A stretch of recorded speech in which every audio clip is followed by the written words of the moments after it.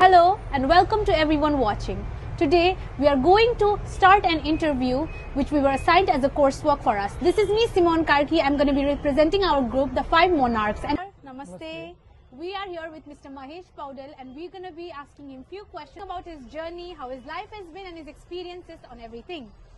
So the first question for you would be, we would want you to introduce yourself as a person you are, as a JCI leader that you've been, and also as a social worker and as an entrepreneur as well. How would you describe yourself, sir?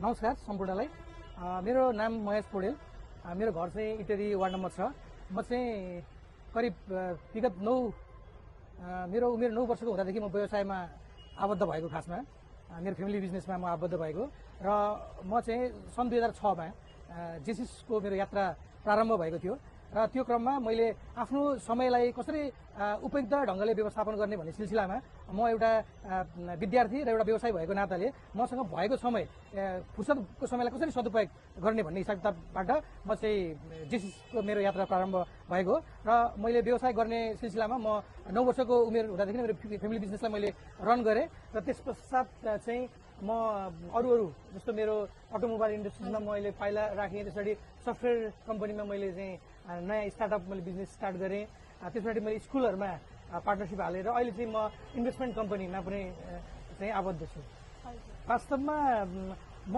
केटाकेटीदेखि नै अलिकति म जीवनमा केही गरौँ केही सकारात्मक राम्रो positive कामहरु गरौँ भन्ने मलाई बच्चादेखि नै त्यो फिलिङ हुन्थ्यो मलाई हैन अनि जस्तो म पढाइको सिलसिलामा मेरो त व्यवसाय चाहिँ गर्दै थिएँ तर पढाइ पनि मेरो कन्टिन्यू चलिरहेको थियो त्यो समयमा चाहिँ मैले मसँग भएको फुर्सदको समयमा कहाँ चाहिँ मैले राम्रो तरिकाले स्पेन्ड गर्न सक्छु भन्दाखेरि मलाई जेसिस लाग्यो हैन किन युथहरुको अर्गनाइजेसन अनि त्यसले चाहिँ पर्सनालिटी डेभलपमेन्ट गर्ने लिडरशिपको क्वालिटी बिल्डअप गर्ने त्यो हिसाबले म जेसिसमा चाहिँ बिजनेस सँगसँगै म जेसिसमा आबद्ध भएको खासमा हजुर सर थ्यांक यू सर अर्को क्वेशन चाहिँ हजुरलाई JCI is a leading quality हुनुपर्छ हैन जेसिस र बिजनेस दुईटालाई म्यानेज गर्न you need more time you need everything way beyond of your self हैन हजुर सुरुमै त यति एक्सपिरियन्स हुनु थिएन अनि हाउ डिड यु डिसाइड तपाईले के सोचेर चाहिँ म दुईटैतिर लिड गर्छु बिजनेस पनि लान सक्छु जेसिस पनि लान सक्छु सँगै लान सक्छु भनेर चाहिँ हजुरलाई केले इन्स्पायर गर्यो होला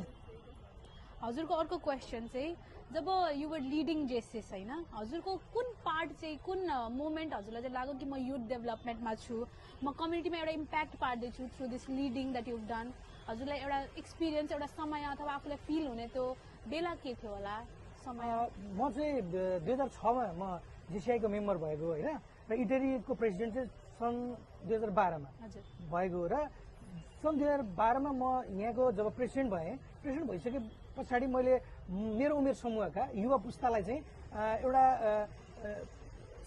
समाजमा चाहिँ सकारात्मक रूपान्तरण कसरी गर्न सकिन्छ समाजलाई चाहिँ हैन पोजिटिभ हिसाबले ट्रान्सफर्म कसरी गर्न सकिन्छ भन्ने जस्तो कामहरु मैले धेरै गरे जस्तै उदाहरणको निम्ति एउटा जस्तो कम्युनिटीमा भएको अनाथ असहाय मान्छेहरुको सेवा गर्ने होस् चाहे युथ इम्पावरमेन्टको लागि विभिन्न खालको सेमिनार हैन अनि त्यसपछि विभिन्न ट्रेनिङहरुको अर्गनाइज गरेर होस् त्यो खालको कामहरु मैले धेरै गरे र त्यो गरेको कारणले चाहिँ मैले पनि त्यो धेरै सिक्ने अवसर पाएँ र म आफूलाई कसरी डेभलप गर्न सक्छु भन्ने कुरामा चाहिँ म निरन्तर रूपमा लागिरहेको एज अ लिडर तपाई कस्तो खालको लिडर हो हजुरलाई जस्तो लाग्छ भन्नाले तपाईले यत्रो एक्सपिरियन्स गेन गर्नुभयो सुरुमा तपाई बेग्लै हुनुहुन्थ्यो होला अहिले आएर तपाई बेग्लै हुनुहुन्छ होला अनि तपाईले आफूलाई डिस्क्राइब गर्दा तपाई आफू कस्तो लिडर हो अनि त्यसमाथि नै तपाईलाई पब्लिकले चाहिँ कस्तो लिडर देखो होला दुईटै हामीलाई डिफरेन्स भनिदिनुस् न वास्तवमा यो एकदम मिठो मलाई प्रश्न लाग्यो यो म जहिले पनि म भन्छु मेरो स्पिचहरुमा मोटिभेसनल स्पिच दिएको बेलामा पनि म भन्छु लिडरशिपको जस्तो जोन म्याक्सवेलको लिडरशिपको डेफिनेसन हेर्ने भने मान्छेले दशौं हजार डेफिनेसनहरु तपाईले गुगलमा हेर्न पाउनुहुन्छ हैन तर मेरो आफ्नो बुझाइमा म एकदम व्यवहारिक हिसाब किताबले मैले बुझेको चाहिँ म चाहिँ एउटा कम्प्यासनेट लिडर हो म एउटा करुणा भावको नेतृत्व गर्छु जसको माध्यमबाट आजको समय सन्दर्भ अनुसारले आज म तपाईलाई कुनै पनि कुरा मैले तपाईलाई मोटिभेट गरेर अगाडि त्यो यात्रामा अगाडि त्यो बाटोमा अगाडि लगाउनु पर्यो भने तपाईलाई मैले प्रेसर दिन सक्दिन आजको दिनमा मैले तपाईलाई त्यो एउटा मेरो प्रेम मेरो आत्मीय भावनाले तपाईँलाई मैले कन्भिन्स गर्न सकेँ भने मैले तपाईँलाई करुणाको भावमा यस्तो गर्दा राम्रो हुन्छ, हाम्रो जीवन पनि राम्रो हुन्छ, यो समाजलाई पनि राम्रो हुन्छ भन्ने कुरा मैले सिकाएँ भने त्यो करुणा भावको नेतृत्व मैले दिन सकेँ। कम्प्यासन लिडरसिप त्यो जुन मेरो छ, मेरो जुन स्किल छ त्यो मैले दिन सकेँ भने चाहिँ त्यस्तो खालको लिडर हो जस्तो मलाई लाग्छ होइन। र मलाई समाजलाई हेर्दाखेरि एकदम अत्यन्तै सामान्य तर व्यवहारिक होइन प्र्याक्टिकल खालको लिडर मान्छन् समाजले जस्तो मलाई लाग्छ। सर, हजुरलाई चाहिँ लिडरसिप कसरी डेभलप हुन्छ, कसरी फर्म हुन्छ? मान्छेको भोगाइले अथवा मान्छेको एटिट्युड, मान्छे जस्तो हुन्छ त्यसले लिडरसिप अझै फर्म हुँदै जान्छ अथवा लिडरसिप त्यसरी हुनुपर्छ या हजुरको भोगाइले चाहिँ लिडरसिप अझै शेपमा आउँछ, डेभलप कसरी हुन्छ? वास्तवमा लिडरसिप डेभलप चाहिँ मान्छेको एक्सपिरियन्सको आधारमा हुन्छ, न कि मान्छेको एटिट्युड नेचरको कारणबाट। किनभने संसारमा एउटा भनाइ छ, संसारको सबैभन्दा ठुलो लाइब्रेरीको भन्दा बढी ज्ञान चाहिँ एउटा चामलको दानामा हुन्छ अरे होइन। एउटा जिज्ञासु भएर सोधी खोजी गरिरहनु पर्यो, चामलको कम्पोनेन्ट के हो, त्यसमा के छ। र त्यस्तै मान्छेको जीवनमा निरन्तर रूपमा कुनै कार्यहरू गरिरहेको छ भने त्यसलाई उत्कृष्ट ढङ्गले काम गर्नको लागि उसलाई सजिलो हुन्छ र उसले त्यो उत्कृष्ट काम गर्न सक्छ। त्यस कारणले मान्छेको नेतृत्व विकास चाहिँ मान्छेको जीवनमा प्राप्त गरेका अनुभवहरूबाट मात्र हुन्छ। हजुर सर, थ्याङ्क यू। तर अब तपाईँको नेतृत्व शैली चाहिँ हामी अझै स्पष्ट रूपमा बुझ्नको लागि म छिटो हजुरलाई प्रश्न गर्छु, हजुरले समय नलिकन आफ्नो उत्तर हजुरले दिनुपर्ने हुन्छ है। तपाईँले प्राथमिकता दिनै पर्ने हो भने आफ्नो व्यवसाय दिनुहुन्छ कि जेसिआईलाई दिनुहुन्छ? व्यवसायलाई। तपाईँ युथ इम्पावरमेन्टलाई छान्नुहुन्छ कि सोसल सर्भिसलाई? युथ इम्पावरमेन्ट, युवा सशक्तिकरण। भिजनरी लिडर और प्र्याक्टिकल लिडर? Practical leader. ठिक छ। लिडिङ फ्रम अ फ्रन्ट और leading from a behind? Leading from front. ठिक छ। तपाईँको नेतृत्वलाई परिभाषित गर्ने एक शब्द? कम्प्यासनेट। What advice would you give to young leaders and entrepreneurship in Nepal?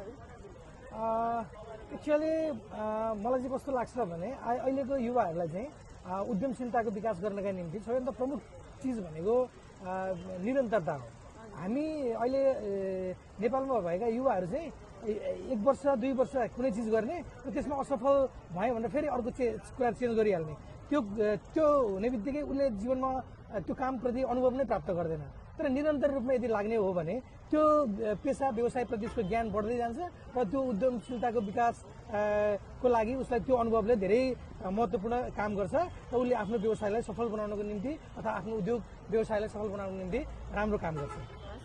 So thank you so much for your time होइन। अहिले चाहिँ म अलिक अनप्रोफेसनल भएर अङ्कल भन्न चाहेँ। It was wonderful, lovely meeting you.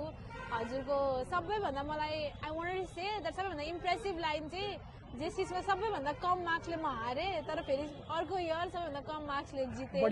हजुर सबैभन्दा भेरी भोट्सले जित्नु भयो एन्ड हजुर you made us very comfortable, you gave us good time and really thankful for what you given us.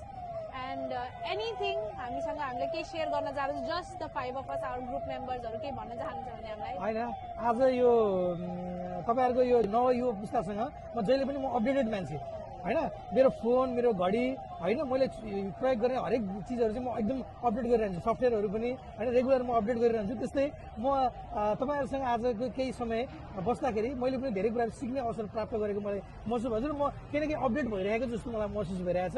Thank you so much मलाई यो तपाईँहरूको यो टिममा होइन यो इन्ट्रेक्सन गर्ने मौका दिनुभएकोमा धेरै धेरै धन्यवाद।